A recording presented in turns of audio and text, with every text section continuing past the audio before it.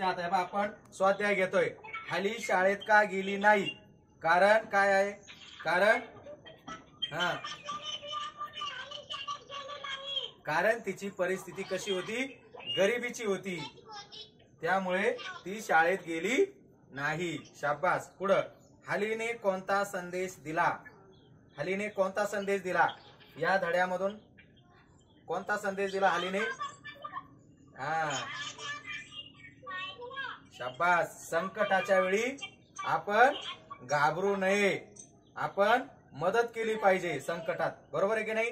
संकटात आपण घाबरू नये, आपण मदत केली पाहिजे। पुढे हली बर्फ हिची पाठात मुलाखत कोणी घेतली आहे?